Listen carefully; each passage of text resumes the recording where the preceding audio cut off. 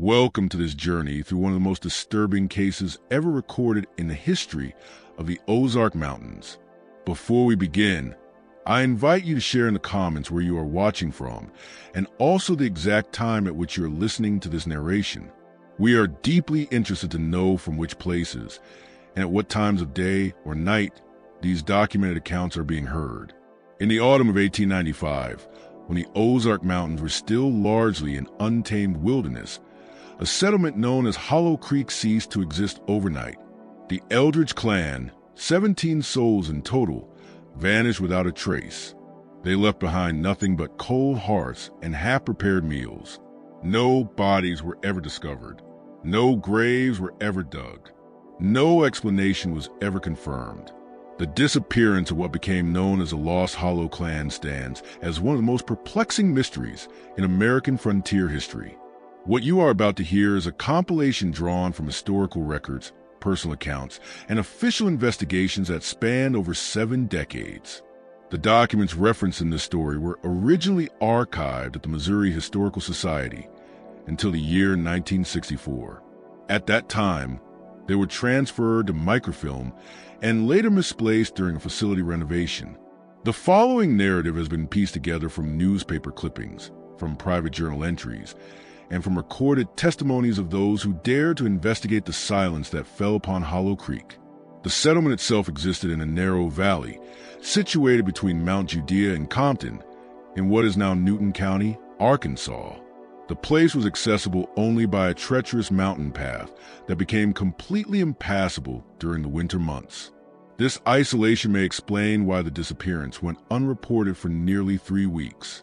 By the time word finally reached the authorities, the trail had grown cold, both literally and figuratively. Sheriff Thomas Layton Harrison wrote in his official report, dated December 3, 1895, "Upon arrival at the location known as Hollow Creek, we found the settlement to be entirely deserted. Livestock was absent from the pens, though feed remained in the troughs. The home showed no signs of struggle or of a hasty departure. Personal effects, including clothing and family heirlooms, remained in place. The community hearth contained cold ashes, estimated to be 3 weeks old. No human remains were located, despite an extensive search of the surrounding area. What happened to the Eldridge clan and to their associates? Why would an entire settlement abandon their homes without taking their possessions? And why has every subsequent investigation into this matter ended in dead ends, or in some cases, tragedy?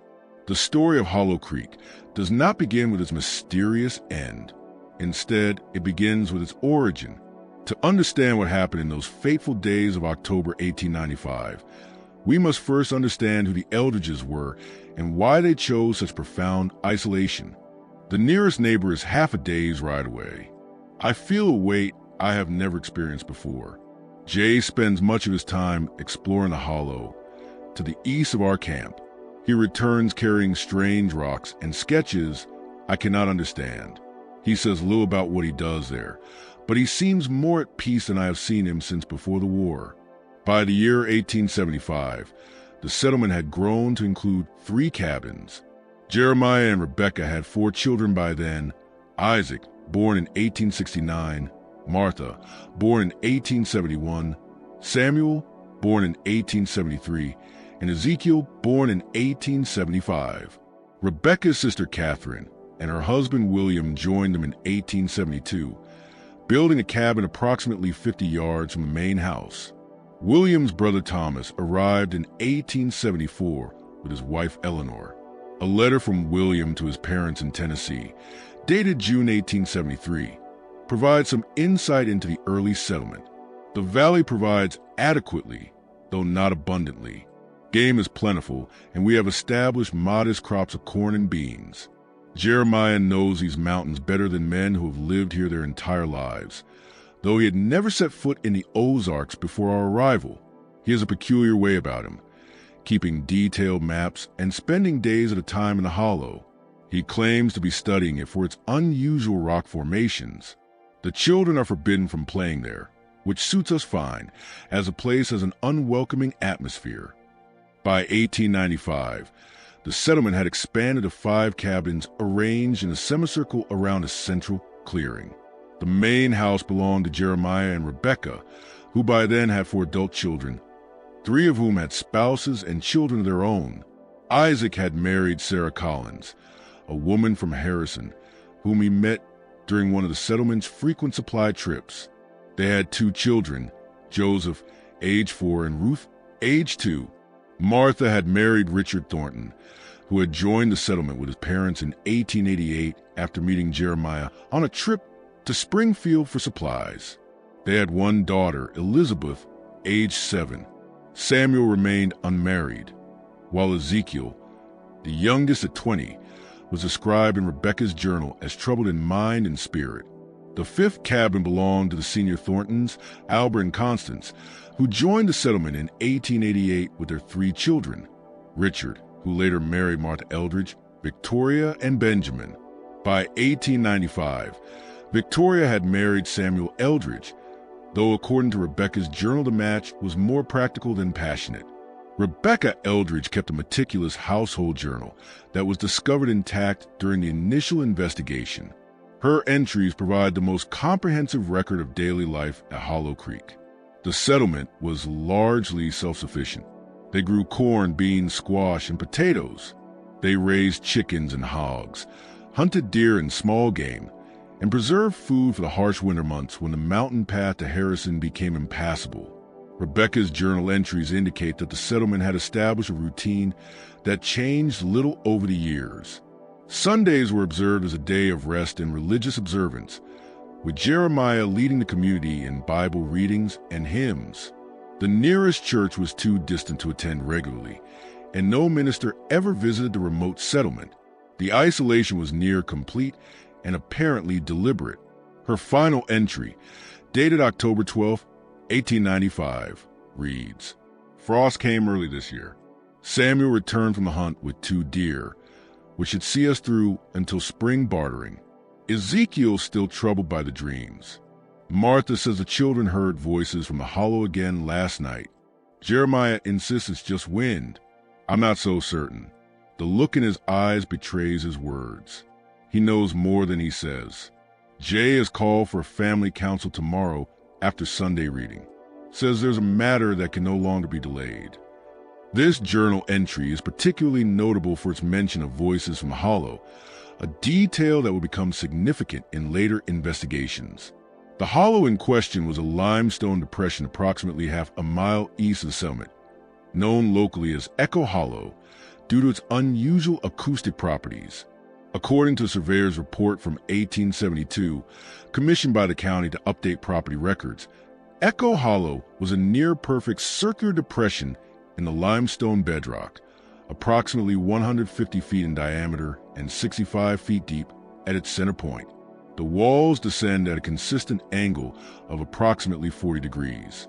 The acoustic properties are remarkable, with even whispered words carrying clearly from one side to the other.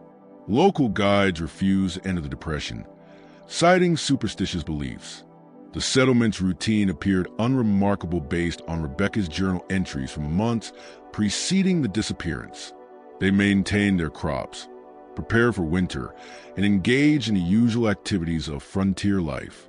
Yet subtle indications of growing tension appear throughout her writing.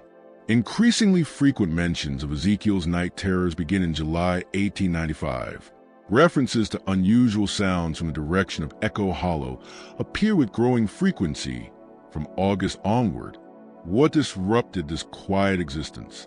The first substantial clue comes from a letter written by Martha Eldridge to her friend in Springfield, Emma Cartwright. The letter, postmarked September 28, 1895, was found among Emma's possessions after her death in 1932. In it, Martha wrote, "Dearest Emma, I pray this letter finds you and the children in good health. How I miss our conversations and your level guidance during these troubling times. Father's behavior grows more peculiar by the day. Since returning from his last trip to Harrison, he speaks of little besides a need for vigilance. He has taken carrying his rifle even to family meals. Mother says it's just his war memories returning, but I see how she locks the cabin door now even during daylight hours. The children are affected by the tension, though we try to shield them. Little Elizabeth woke crying 3 nights past, claiming she heard someone calling her name from the darkness. Beyond our window, little Elizabeth woke crying, claiming she heard someone calling her name from the darkness. Richard insisted it was only an owl, or perhaps a fox, but the look on Father's face when I mentioned it at breakfast told a very different story. Ezekiel's condition worsens. He barely sleeps, and when he does, he wakes screaming about those who wait beneath. Father forbade him from going to Hollow after finding him there at dawn last week, sitting motionless and staring at the center of the depression. Ezekiel claimed he was listening to the instructions. I confess, Emma, for the first time since we established our home here, I find myself longing for the safety of town walls and for the company of neighbors who are not family. Richard suggests we might visit Springfield after winter, but Father is unlikely permitted. He speaks more and more of the corruption of towns and of the need for our isolation. I must conclude this letter, as Richard is waiting to take it to Harrison on the supply run. I will write again when I can. Your devoted friend, Martha.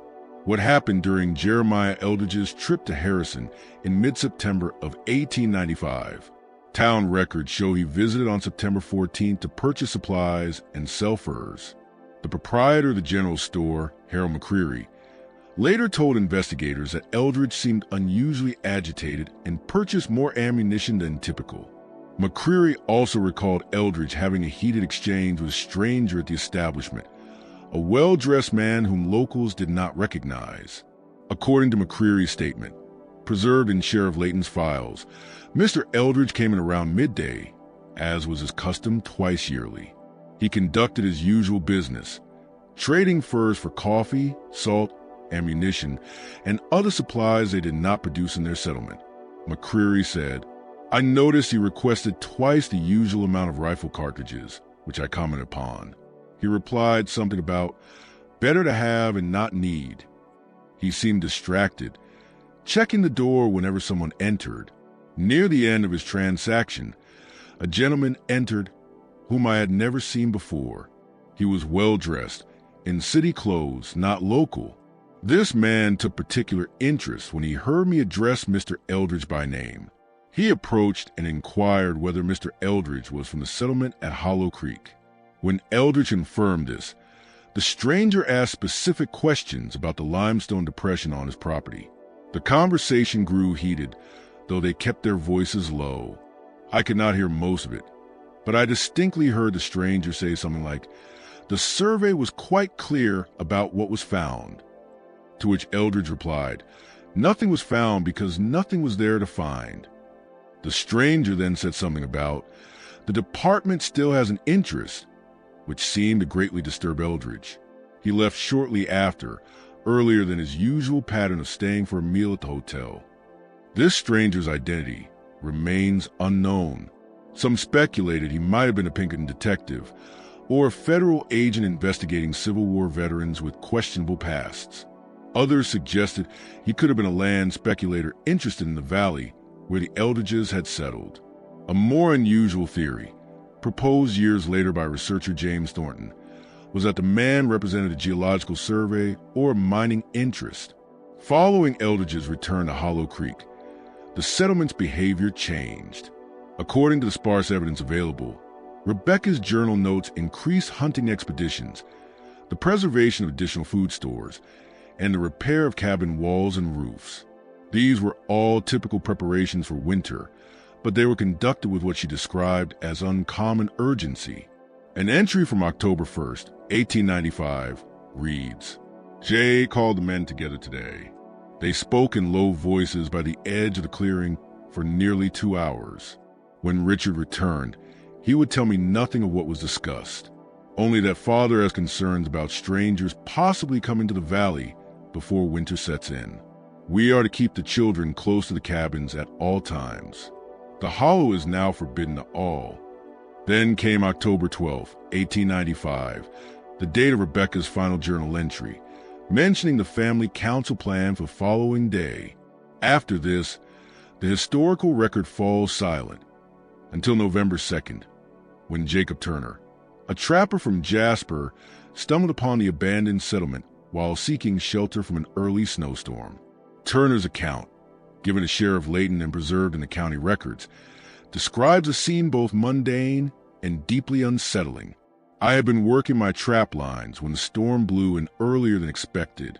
Knowing the elder's place was nearby, I made for it, hoping for shelter till the weather broke. I approached just before dusk. The first thing I noticed was the absence of smoke from the chimneys, which struck me as odd given the bitter cold. I called out, but received no answer.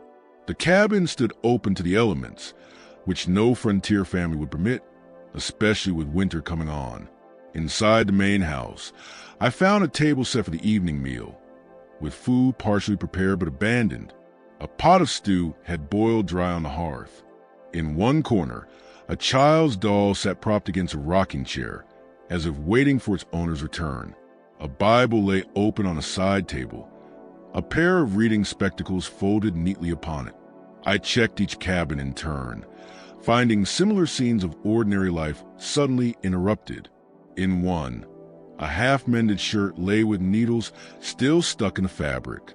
In another, a checkers game appeared to have been abandoned mid-play. The root cellar was well stocked with preserved food. The barns contained hay and feed, though no livestock remained, except for a few chickens that had gone feral. Their horses and mules were gone, but oddly, most of their tack remained hanging in the stable. Most disturbing was the silence. Anyone who has spent time in the mountains knows they are never truly quiet. There's always the wind, or birds, or small creatures moving in the brush. But that evening, as I moved among the cabins, calling for any sign of the family, the silence felt complete, as if the very air was holding its breath. I spent an uneasy night in the main cabin, barring the door, though there was no sign of threat or danger. Come morning, I set out for Harrison as soon as the snow allowed travel, to report what I found. Turner reported no signs of violence, no blood, no indication of struggle or conflict. The settlers' few horses were gone, but most of their possessions. Many items still remained, including objects of significant value, such as Rebecca's silver hairbrush and Jeremiah's prized pocket watch, which was discovered resting neatly on the mantel. The initial investigation, conducted by Sheriff Layton and his deputies, uncovered little to explain the complete disappearance of the community. No graves were found near the settlement, and no bodies were located in the surrounding woods. The most disturbing discovery was the absolute absence of any trail. The recent snowfall had erased whatever signs might once have existed, leaving the investigators literally and figuratively cold. Sheriff Layton's official report included the following observation. The lack of any sign of violence or struggle strongly suggests the settlers departed voluntarily. Yet the abandonment of valuable possessions and critical winter supplies defies all logic. No frontier family would willingly leave behind food, tools, and shelter with winter approaching, unless forced by circumstances of the most extreme kind. Still, the investigation revealed no evidence of what could have caused such a sudden and hasty departure. A thorough search of the surrounding area was conducted to a radius of approximately 3 miles, with particular focus on the limestone depression described in earlier surveys. This geological feature, while strange, revealed nothing of significance apart from a single set of footprints, partially filled with snow, leading into its center and then back again to the settlement. The age of these tracks could not be determined with certainty. It was therefore the determination of the sheriff's office that the Eldridge settlement had relocated for reasons unknown.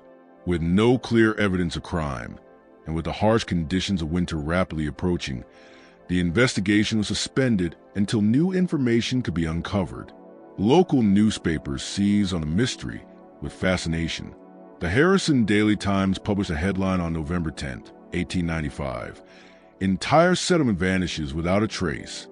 The article speculated that the settlers may have fled due to Indian trouble, even though relations with the indigenous peoples of the area had remained peaceful for decades. A follow-up article on November 17 quoted an elderly Cherokee man who lived near Jasper. He said, That hollow has been known to our people for many generations. We call it the place where the earth listens. Our hunters avoided it. Those who camped nearby spoke of dreams, of voices calling them to dig deeper into the ground. Your white settlers were not the first to disappear from that valley. They will not be the last.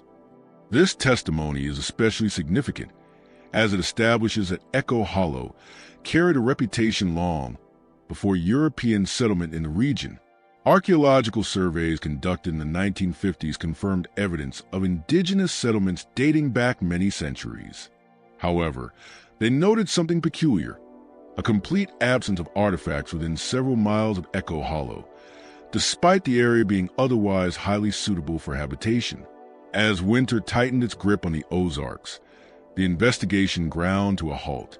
With the arrival of spring, new searches were carried out, but no additional evidence ever surfaced. The settlement remained empty, standing as a silent monument to an unexplained tragedy. In 1897, the county auctioned the land and its possessions. The cabins were dismantled for lumber, and Hollow Creek began its slow fade into obscurity. Still, local legend endured. Hunters and trappers avoided the area, claiming it felt unwelcoming, or that they experienced unsettling dreams when camping nearby. In 1908, a surveyor's assistant briefly went missing while working near the hollow. He was found 2 days later, wandering in a disoriented state, with no memory of where he had been. The story might have ended there, consigned to folklore, if not for Walter Eldridge, a distant cousin of Jeremiah. In 1923, Walter, then a professor of American history at Washington University in St. Louis, came across the account of his lost relatives. Intrigued, he began to investigate. His academic training and resources allowed him to approach the mystery with greater rigor than the original investigators. Walter's research began with county records and newspaper accounts, but his most important discovery came when he located Emma Cartwright, the recipient of Martha Eldridge's final letter. Though she was elderly in 1923, Emma vividly recalled Martha's correspondence and shared with Walter several earlier letters that had not been part of the official inquiry. In one letter, dated July 1895, Martha wrote, "Ezekiel's condition worsens. The night terrors leave him exhausted, and in his waking hours he speaks constantly of what he calls the watchers in the hollow. Father forbids us from discussing it at meals, but mother worries. The Thornton boy has now reported similar dreams. He woke the household 3 nights ago, screaming about voices rising from below. What is most disturbing is that he and Ezekiel describe the same visions, though they have never spoken to each other about them." Walter grew especially fascinated with Echo Hollow, the limestone depression that had appeared repeatedly in the family's journals. In his own journal, later recovered among his belongings after his disappearance in 1924, Walter wrote, "Local guides refused to take me to the hollow. They claimed the terrain was dangerous, but their eyes betrayed deeper fears. One old-timer in Jasper told me that long before the Eldridges settled there, the place carried a reputation. The Cherokee avoided it, calling it the place where the ground listens." Walter noted that a similar reluctance was present among the current population. When he asked about hiring a guide at the general store, the entire conversation in the room came to an immediate stop, and he was firmly but politely discouraged. Despite the warnings, Walter located Echo Hollow in April of 1924. In his journal, he described it as a perfectly circular depression about 50 yards across and 20 feet deep. The limestone walls created strange acoustic effects. A whisper on one side could be heard perfectly on the other. At the center stood a single dead oak tree, its branches twisted into shapes that seemed deliberate, as though bent by some unseen hand. The silence of the place was suffocating, as though the very air itself was holding its breath. Walter made 3 visits to Echo Hollow, each carefully documented in his journal. During his second visit, he reported finding something embedded in the trunk of the dead oak, a metal object that he pried loose. Walter pried the object loose and identified it as a button from a Confederate uniform. Given Jeremiah Eldridge's military service, this discovery seemed significant. On his third visit, according to final journal entry dated May 17, 1924, Walter planned to excavate around the base of the oak tree, where he had noticed disturbed soil. His entry reads in full, "Return to the hollow today. The weather is clear, though unusually cold for May. I have brought digging tools to investigate the area around the oak tree. The soil there appears to have been disturbed in the past, though not recently. The vegetation is strange, an unnatural circular area about 6 feet in diameter, where nothing grows. The silence remains a hollow's most unnerving feature. Even on this spring day, with birds calling from the forest all around, once I descend into depression, all external sound seems muted, as if heard through thick glass. Yet sounds created within the hollow are unusually sharp and seem to linger. I have set up camp at the hollow's rim rather than returning to Jasper. I want to observe the acoustic properties at night to determine whether there might be a scientific explanation for the voices described in Martha's letters. Midday now. I have begun excavation around the base of the oak. The soil is loose and appears to have been dug before, then replaced. About 8 inches down, I encounter a layer of flat stones arranged in a deliberate pattern. I will continue carefully. Afternoon. Beneath the stones, I found a small metal box, approximately 6 by 4 inches. It looks like military issue. It is locked, but the lock is rusted. I should be able to open it with my tools back at camp. The sound is back today. Not wind, not echo, something else. His journal ends abruptly after that final line. 3 days later, Walter's rented room in Jasper was found vacant. His belongings were still in place, and the journal lay open on the nightstand to that very last entry. His excavation tools remained at the hollow, along with his camping equipment. But there was no sign of Walter himself, nor the metal box he described. Local authorities conducted only a brief search and found no trace of him. Given the parallels with the original disappearance, many speculated that whatever fate had claimed the Eldridges had now taken their distant relative as well. The case was eventually closed, with Walter presumed to have perished in an accident somewhere in the rugged terrain. Walter's research notes, preserved in university archives, reveal his developing theory about the disappearance at Hollow Creek. He had become convinced that Jeremiah Eldridge had chosen that valley specifically because of prior knowledge about Echo Hollow, knowledge possibly connected to his military service. During the Civil War, Walter uncovered a reference in military records to a special detachment, led by Colonel Hargrove in 1863, which listed among its members a Corporal J. Eldridge.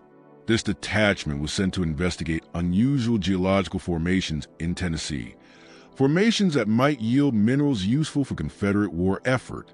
The official reports from this mission were either lost or deliberately destroyed in the war's final days. Walter speculated, was it possible that whatever Eldridge encountered during that expedition inspired him to seek out similar formations after the war? The timing seemed telling. Jeremiah purchased land in the Ozarks soon after the publication of a geological survey in 1869, which briefly mentioned unusual circular depressions in the limestone bedrock of northern Arkansas. The mystery lay dormant once again until 1952, when Dr. Margaret Winters, a folklorist from the University of Arkansas, began collecting oral histories from the Ozarks. Several of her interviews contained references to the Hollow Creek disappearance, which by then had taken on the form of a regional legend. One account came from Thomas McCreary, the elderly son of the general store proprietor who had dealt with Jeremiah Eldridge before the disappearance. Thomas, who had been a child in 1895, claimed that his father, Harold McCreary, had withheld details from the official reports. In a recorded interview, Thomas stated, "Pa didn't tell the sheriff everything. He believed some things were better left unsaid in official statements." Years later, when I was grown, he told me the truth about Eldridge and that stranger. The man wasn't just passing through. He had been asking about Eldridge for days before they met at the store. He wanted to know about the hollow on Eldridge's property, and if anyone had reported unusual sounds or experiences near it. Pa said that after Eldridge left, The man stayed at the store. He showed Pa papers, saying he was from the Department of the Interior Geological Survey Division. He said they had an interest in certain limestone formations in the Ozarks, especially those with unusual acoustic properties. The man asked if Eldridge had ever mentioned finding anything in the hollow, artifacts, strange stones, or openings in the limestone. Pa said no, but he got the impression the man didn't believe him. Before leaving, the stranger told Pa, "That man and his kin are sitting on something they don't understand. It won't end well." About a week after Eldridge's disappearance was reported, that same stranger returned to Harrison and joined the sheriff's follow-up search party. Pa found that mighty suspicious. But when he mentioned it to Sheriff Layton, he was told to keep such thoughts to himself. The stranger's name never appeared in any official reports. Dr. Winters also interviewed Esther Turner, daughter of Jacob Turner, the trapper who discovered the abandoned settlement. Esther revealed that her father had not been entirely truthful with the authorities. In her recorded testimony, she said, "Pa told us he found something in the hollow that he didn't report. A circle of stones that hadn't been there before, though he had trapped that area many times.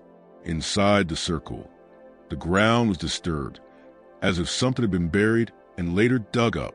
He also admitted, though never to any official, that he stayed 2 nights at the settlement, not just one as he claimed. On the second night, he said he heard voices coming from the hollow, not normal voices, but something that spoke directly into his mind. At first light, he packed his things and left, and he never returned to that valley again.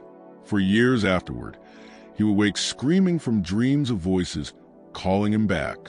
The night left him shaken, claiming he could still hear those voices calling him back. These new accounts prompted Dr. Winters to travel to Echo Hollow herself in the summer of 1953. She was accompanied by a graduate student, Raymond Carter, and they brought equipment to document the site through photographs. Their expedition produced several important findings. First, they located the dead oak tree, described in Walter Eldridge's journal.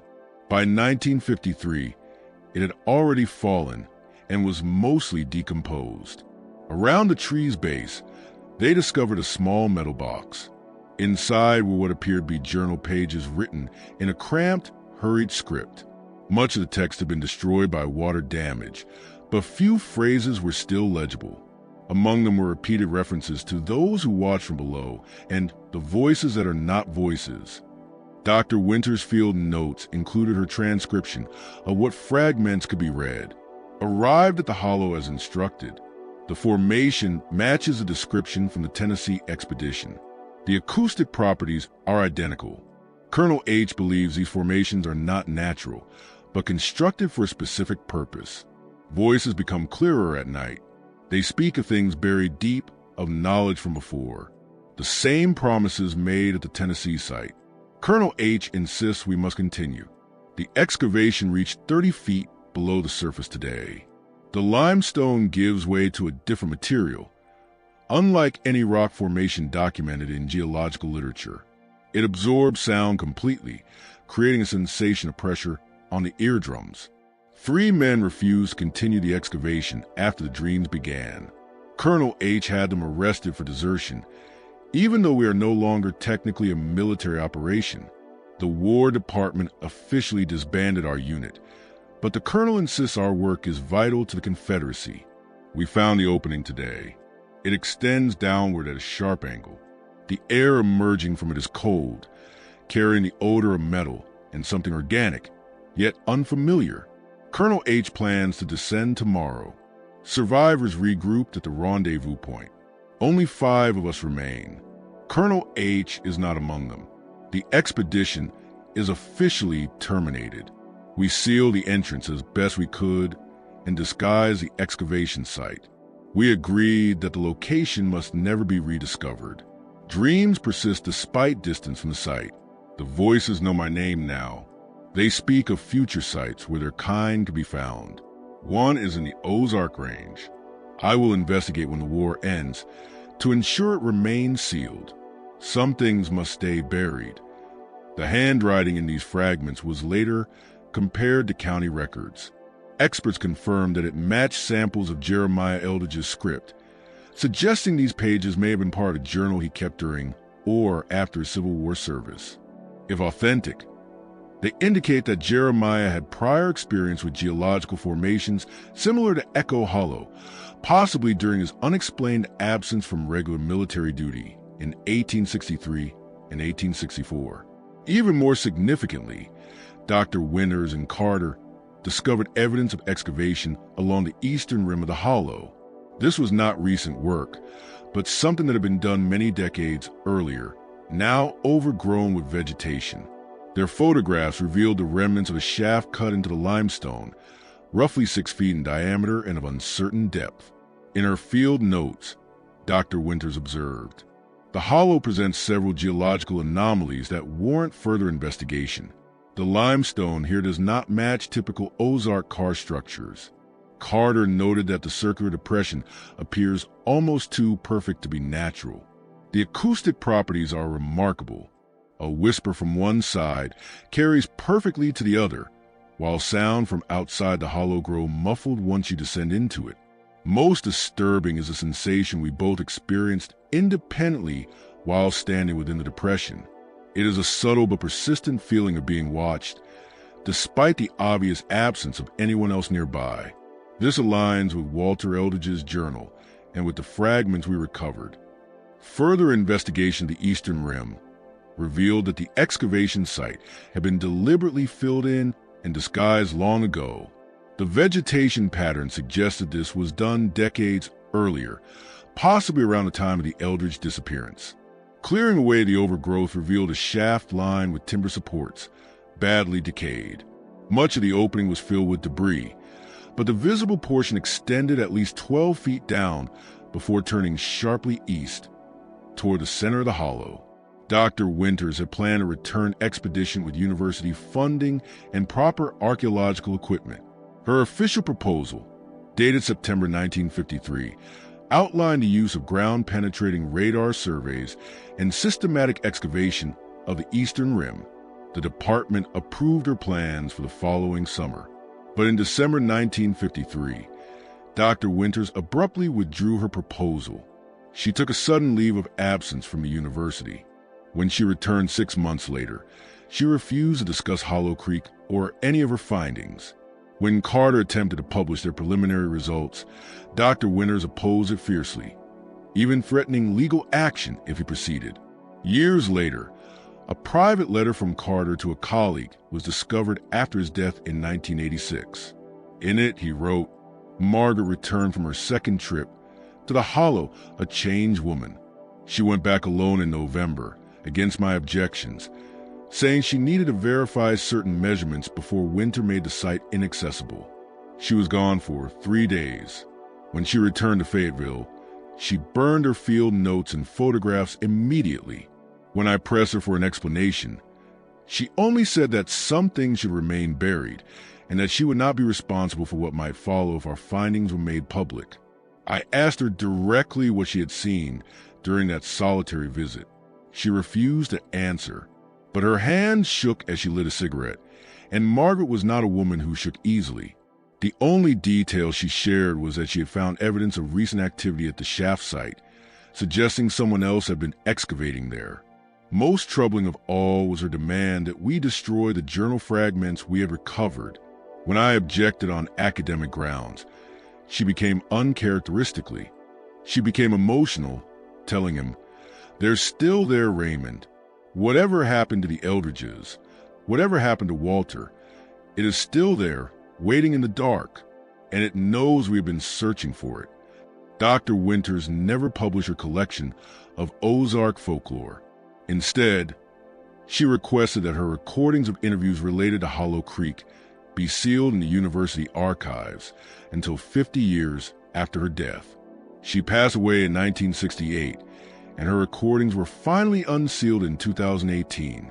However, one reel was missing, the one that contained her interviews with Thomas McCreary and Esther Turner.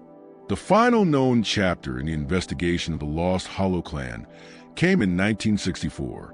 James Thornton, a graduate student preparing his thesis on frontier communities, uncovered county records that had been overlooked in earlier investigations. Among them was a land survey from 1872, conducted 3 years after Jeremiah Eldridge established the settlement. The survey noted a curious circular depression on the property. The surveyor added a comment that the indigenous guides refused to enter the area. Even more intriguing, the report described evidence of prior excavation of unknown purpose or origin. This raises a question of whether Jeremiah had chosen that valley by coincidence, or whether he'd been drawn to it for reasons tied directly to the hollow. Thornton also uncovered a partial inventory of items recovered from the abandoned settlement. In this list appeared an item not mentioned in any prior accounts, one leather-bound journal. Pages removed, cover marked with unknown symbols, found beneath floorboards in main cabin. This journal was never preserved, nor was it officially logged into evidence. Sheriff Layton never mentioned it in his reports, which suggests either a serious oversight or deliberate omission. Perhaps even more significant was Thornton's discovery of a death certificate for Harold McCreary, the general store owner who had testified about Jeremiah Eldridge's encounter with the mysterious stranger. McCreary died on December 12, 1895, just days after giving his statement to Sheriff Layton. The cause of death was recorded as apoplexy, yet the attending physician added a disturbing note. Patient exhibited unusual symptoms in the final 24 hours, including auditory hallucinations and extreme agitation.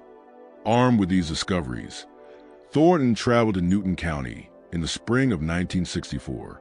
According to his letters, he located Echo Hollow and spent several days documenting the site.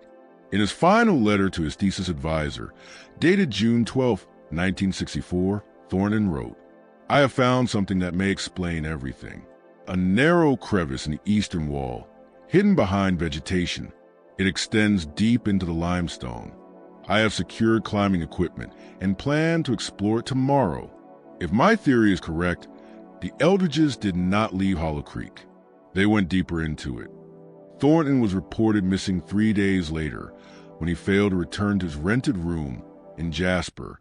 A search party located his camp equipment and field notes at Echo Hollow, but no trace of Thornton himself.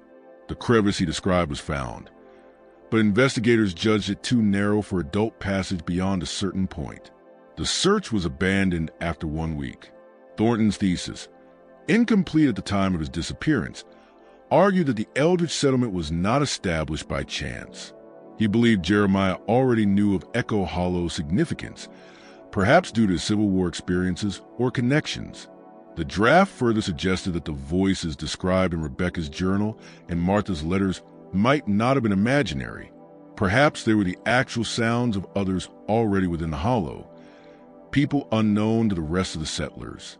Thornton also speculated that the excavation recorded in the 1872 survey may have been Jeremiah's own secret work. One of the most striking sections of Thornton's thesis attempted to connect Hollow Creek to other, older incidents. He pointed to a repeating pattern, unusual acoustic properties, followed by reports of voices, followed by disappearances. This pattern, he noted, was not unique to Echo Hollow. In 1834, a surveying party in eastern Tennessee documented a perfectly circular depression in limestone bedrock with extraordinary acoustic qualities. The lead surveyor reported hearing voices that resembled no human language.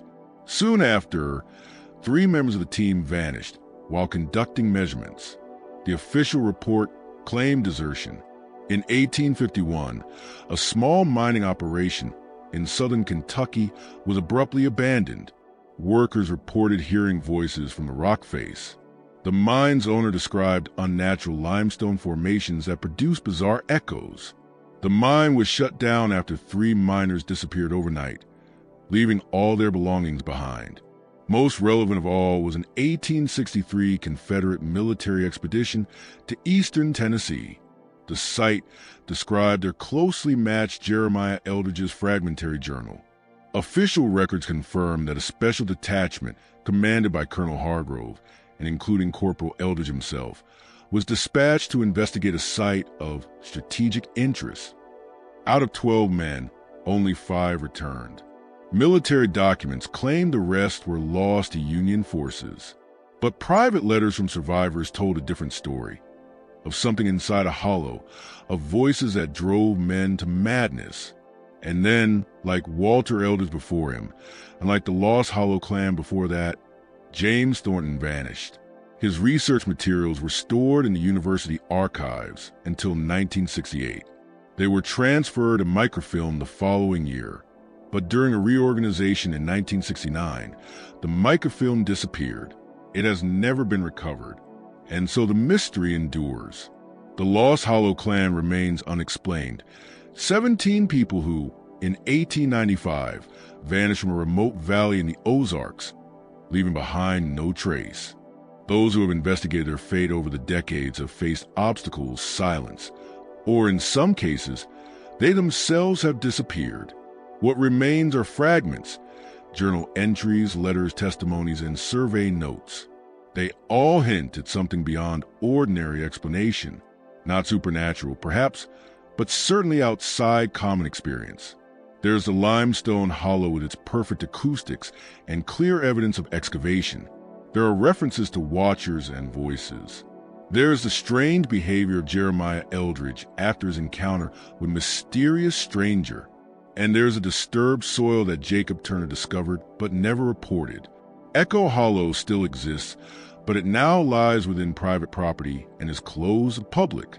Satellite imagery reveals the same circular depression described in the historical accounts.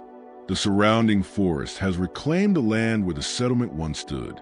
Yet no archaeological excavation has ever been conducted at the site.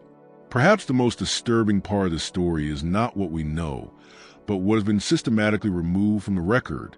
Dr. Winter's destroyed notes and missing recordings. The microfilm of Thornton's research that disappeared. The journal with unknown symbols that vanished from evidence. These are not random accidents. They suggest not just a mystery, but a deliberate effort to keep that mystery buried. Local attitudes toward Echo Hollow remain filled with superstition and avoidance. Even today, the residents of Newton County are reluctant to discuss either the location or the legend of the Lost Hollow clan. In 1957, one elderly man in Jasper told a journalist, "Some places just don't want to be known. That hollow keeps its secrets. And those who try to dig them up, well, the ground might just decide to keep them too." In the absence of definitive evidence, we are left with questions. Did the Eldridge clan flee from some threat, real or imagined? Did they fall victim to violence? Their bodies hidden so well that no trace was ever found? Or, as James Thornton's unfinished thesis suggested, did they discover something in Echo Hollow? Something that had been there long before them? Something Jeremiah perhaps already knew about? The limestone karst of the Ozarks is filled with caves and underground passages. Some stretch for miles beneath the surface, many still unmapped. Is it possible that Echo Hollow connects to this hidden subterranean world? And if so, what might have drawn the settlers into its depths on that October night in 1895? We may never know. The documents are fragmentary. The witnesses are long dead.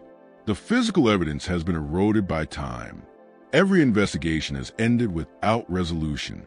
Often, the investigators themselves became part of the mystery. One final note must be mentioned. In 1977, a hiker in the area reported finding a child's shoe near the place where Echo Hollow was believed to be. The shoe, weathered but identifiable as late 19th century manufacture, was turned over to local authorities. Tests showed it likely belonged to a girl of about 7 years old. That is the same age Martha Eldridge's daughter would have been in 1895. The shoe was stored as evidence. But when researchers asked to examine it in 1983, they were told it had been mistakenly destroyed during an evidence room cleanup. In 1992, Dr. Eleanor Blackwood, a geologist, examined Echo Hollow as part of a survey unrelated to the mystery. In her report, she wrote, "The depression exhibits several anomalous features that suggest it may not be entirely natural in origin. The The perfect circularity is unusual for karst formations. Ground-penetrating radar revealed unusual density patterns beneath the surface that do not match typical limestone. Most notably, sound measurements confirmed the exceptional acoustic properties reported historically. These included amplification of certain low tones at the threshold of human hearing. Such properties could potentially create auditory phenomena that might be interpreted as voices under certain conditions. Her report was filed with the United States Geological Survey, but in 1994, it was classified as restricted access. No reason was ever made public. In 1998, a local historian named Robert Jenkins tried to compile all available information about the Hollow Creek disappearance for a book on Ozark mysteries. His manuscript was never published. According to his widow, he abandoned the project after visiting Newton County in late 1998. She said he returned from that trip visibly shaken. He destroyed his notes and refused to talk about what he had found. When pressed, he would only say, "Some things should stay buried." Jenkins died of a stroke in 2002. Among his personal belongings were a small metal button from a Confederate uniform and a fragment of limestone with strange markings. His widow described the markings as unnatural, like carved symbols. Both of these items vanished from Jenkins' study before they could ever be examined by experts. And so, the silence around Hollow Creek continues, broken only by occasional whispers from those who still remember the legend. The Ozarks keep their secrets well. The limestone hollow remains a perfect circle hidden in the forested hills, where sounds carry strangely, and the ground itself, some say, still listens. For those who wander near Newton County, along the forgotten path that once led to Hollow Creek, locals give simple advice: listen to the silence, and if the silence speaks back, do not answer, do not investigate. Above all, do not dig, because some mysteries are not meant to be solved, and some who vanish do not wish to be found.